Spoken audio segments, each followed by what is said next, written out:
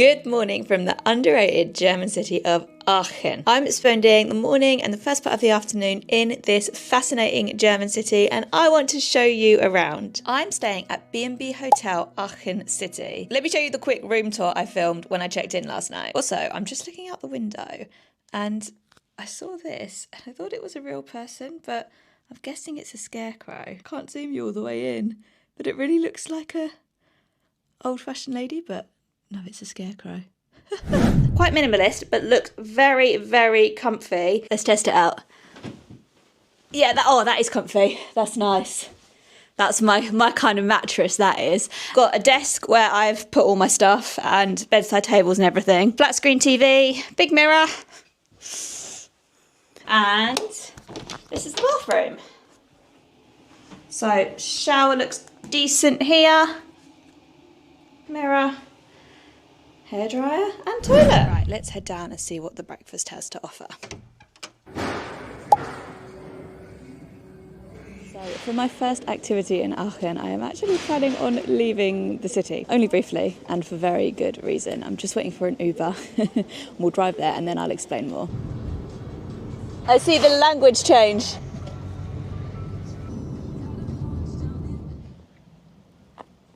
So I've just taken an Uber to this woodland. I'm not quite sure where I'm going and I'm not even sure what country I'm in right now. It is either Germany, Belgium or the Netherlands. I only discovered you could do this last night, and as soon as I heard it I was like, I have to do this today.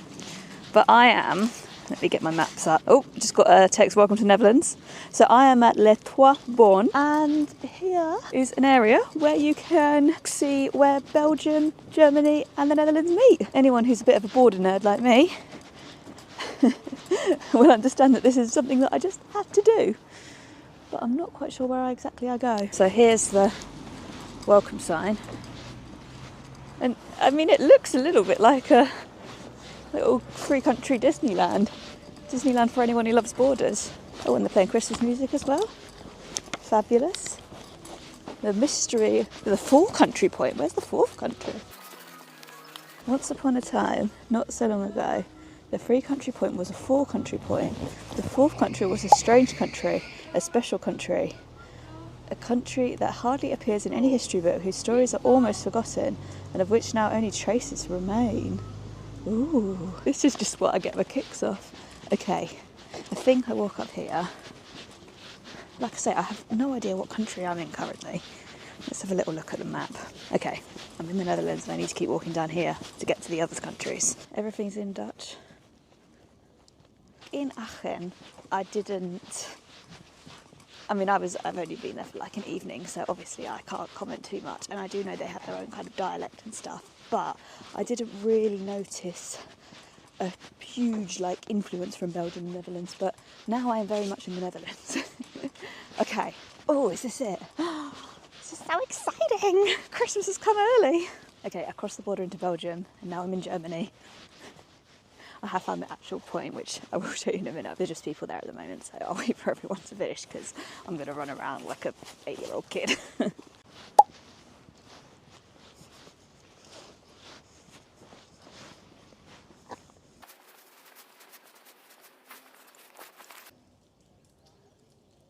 Well, that was a lot of fun. I actually got there right at the right time because there's a huge tour group now.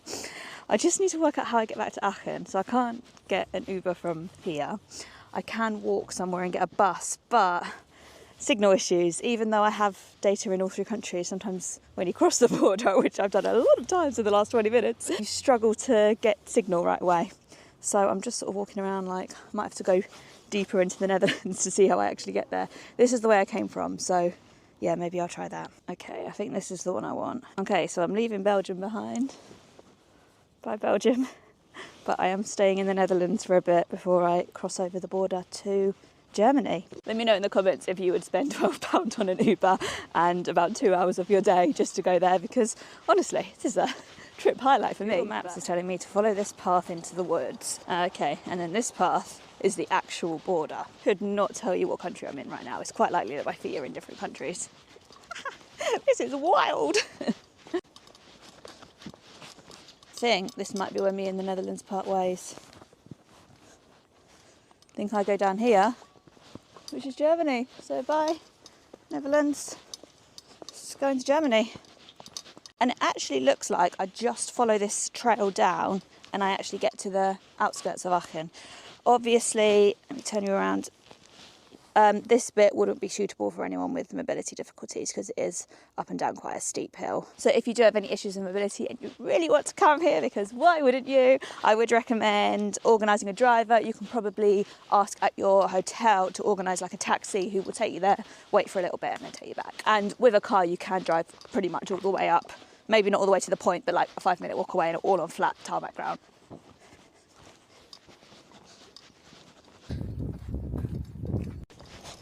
Definitely back in Germany, and I think I'm on the outskirts of Aachen now. So I just have to walk down this road, hopefully find a bus somewhere, and then it's a 15-minute bus ride into the city centre. So let's go. I'm at the bus stop now. I just missed the bus, but they come every 15 minutes, and I believe it is lunchtime. So here's something I prepared earlier: cheese, hummus, and olive roll. Pretty good, actually.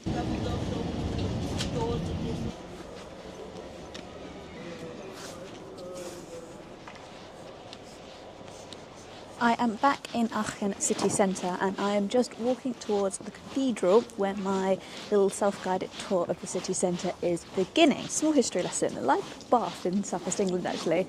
Aachen was originally populated by Celtic tribes until the Romans came here in around the 1st century AD, and they created a spa here, so very similar to Bath, and actually to this day it's still known as a spa town.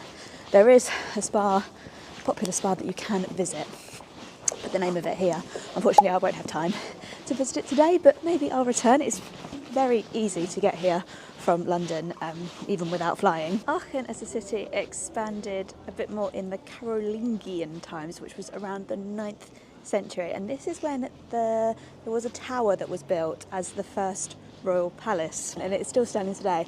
I will show you it a bit later on. It was then part of a Frankish empire under Charlemagne. I think that may or may not be how you pronounce his name, and because of that it is now sometimes known as the cradle of Europe. So let's go and take a look at this cathedral. I believe it's just up here. This cathedral dates back to the 9th century and it is nowadays a UNESCO World Heritage Site. Bit hectic here, but it is free to enter, so I'm gonna go and have a look. Aachen Cathedral was built as the royal residence for Emperor Charlemagne, and it is where he is buried now. It's also been a minster and a royal collegiate chapel, and it was one of the very first UNESCO World Heritage Sites. Let's take a little look at it from the outside. Loads and loads of engravings. I never know what they're called. Are they still called grotesques? I know that gargoyles are only gargoyles if they spit water.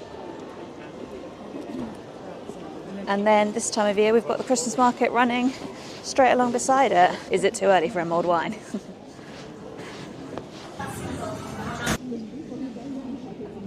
That is good. Yeah, highly recommend Lenny Libbed Cafe if you're after good coffee in Aachen, and they do have oat milk as well. Also, while I'm here having coffee, I did also want to talk about the Aachener Printen. So this is probably the most famous food from the city, and I'm not going to try some now because I did try some last night and I've actually got a bag of it in my other bag to attempt to take home with me if I don't eat it beforehand. So the Aachener Printen is a type of, well, it's not a type of gingerbread, but it is similar to gingerbread. It is a type of Lebkuchen, although a lot of people here do say it's kind of its own thing. So Lebkuchen is a type of sweetened cake that is found in different parts of Germany, and the Aachener version, though like I say, a lot of locals say it is different enough to be called its own thing, is the Printen. So it does taste like gingerbread, and it comes with a few different types. You can get it on its own, you can get it coated in chocolate, you can get it coated in chocolate and almond, and it's definitely the top food that you should try when you're here. I'll put in a little clip of me trying it last night. I'm trying some of the Printen now. Yeah, that is very good. I see how it tastes a bit like gingerbread, but yes. Just in front of me is Granis Tower. This was built in the 8th century and it was part of I'm not going to say this right, Charlemagne's Charlemagne, probably, isn't it? This was part of Charlemagne's royal palace. Nowadays it is attached to the town hall, but the town hall, most of it that we're going to see in a minute, was built at a later date. Just beside Granis Tower, you've got this restaurant, which I noticed last night, and that is the oldest restaurant in all of Aachen, and it is actually attached to both the town hall and the Granis Tower, and it looks incredibly atmospheric. Despite it being daytime on a weekday, the Christmas market is still looking very busy.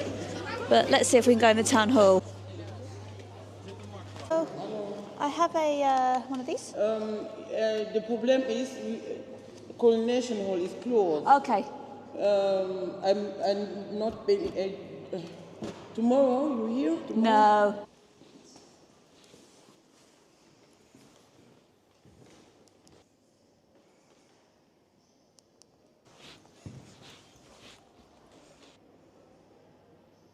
So this town hall dates back to the latter part of the 13th century, when it was built for general townskeeping purposes, as most town halls are built. There is a coronation hall, which was part of the coronation of the Holy Roman Emperor. However, unfortunately, it is closed today for an event, so I wasn't able to go in and see it.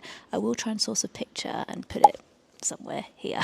Another interesting thing about this building is it is a bit of a fusion of different architectural styles. Aachen had a big fire that's actually called the Great Fire of Aachen, 10 years before the Great Fire of London. Seemed to happen a lot in Europe at that time, and parts of the building were destroyed. Because of that, when it was refurbished and repaired, some of the building was built in Baroque style instead. So it is a bit of a mishmash of different styles throughout the ages.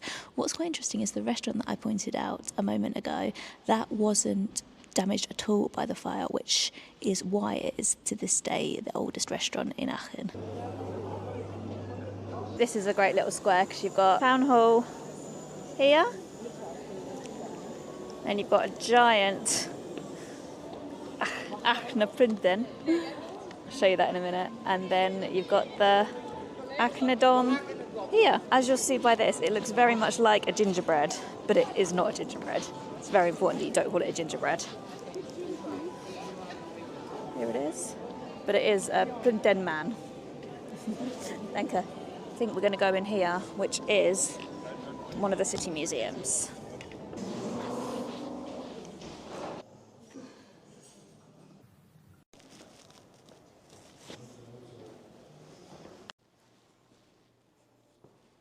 So this is a really modern museum with loads of interesting exhibits. Let me turn you around. Got all of this. Loads of information about Aachen's history. Only thing I would say is that a lot of the information is German only, but I was told on the way in that I can download an app and there's free Wi-Fi and there's more information on there, so I'm guessing they have other languages on the app. However, my phone is low on battery as it is, so I'm just having a little look around. It's interesting to see nonetheless.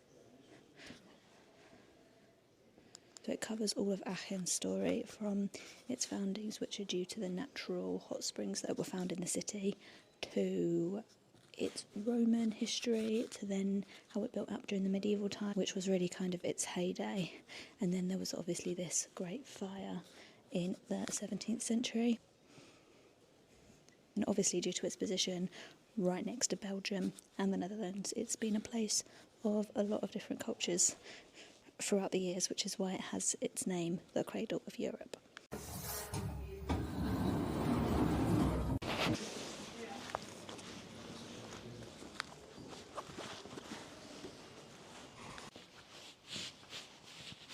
And this section is all about true crime from the region of Aachen. Again, it is all in German. Again, I'm guessing if I had the app, I'd be able to look at it in English. But yeah, it's all about different true crime stories.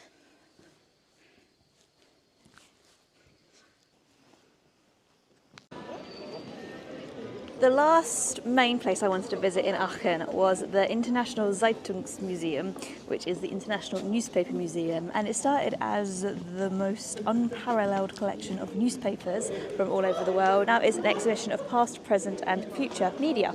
it is also included in this pass that I've been using to get into all the museums. So this was kindly given to me by the tourism board, but it usually costs €14 and it includes visits to 6 museums in Aachen, which I think is a really good price. It's also valid for 6 months, so you can even use it for multiple trips if you come to Aachen twice in the space of 6 months. I'll write down what museums it includes on the screen now. Go and see what this is all about.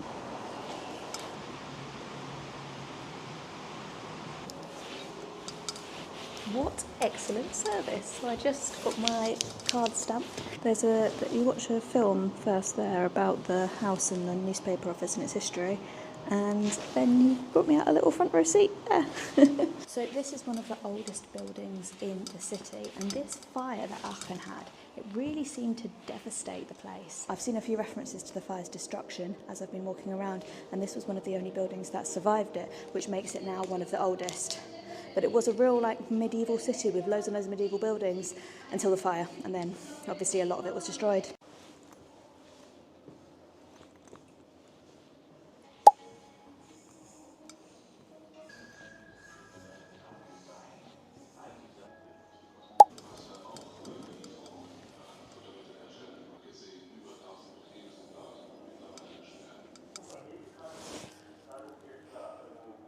The guy who worked at the newspaper museum recommended I go to one more historically significant place, which is a 5-minute walk up this road. Look at this cosy little wine house. That looks lovely, doesn't it? No time for wine though. I've got to find this point of interest, which is actually a sushi restaurant, but that isn't why I'm going there.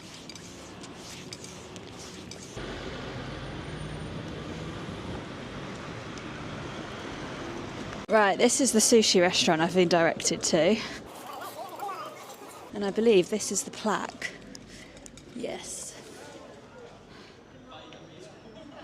Paul Julius Reuter, who is the founder of Reuters, the news agency that still exists today, he started the printing office here, which was at the time the largest printing office in the world. He started it by having newspapers from Brussels carried to the roof of the building by carrier pigeons, and that is really why the newspaper museum in Aachen still exists today. Also, just a note, there are lots of really nice looking Asian restaurants on this street. There's a Thai over there, there was a Vietnamese, and I've seen on the map there's a Korean Korean bar here. I quite often eat Asian food when I travel because it's always a good way to find vegetarian options. So if you're like me, I will include a Google Maps pin to this street in my blog post, which will be linked in the description. Now, very sadly, my time in Aachen is coming to an end. The last couple of things I wanted to share, one was the restaurant that I ate at last night. So here's all my video from that. Having dinner now, and I have gone for the not very traditionally German but tasty looking Mediterranean pasta. So let's have a little try. Smells really good. Yeah, that's nice, good quality pasta. And, I'm not exaggerating, this is one of the best glasses of white wine I've ever had. I think on the menu it said it was a German Sauvignon Blanc. Can there be a German Sauvignon Blanc, or does Sauvignon Blanc have to come from France? No, I don't think so. I think you can get Sauvignon Blanc from other places, can't you? But yeah, delicious. Cheers to that.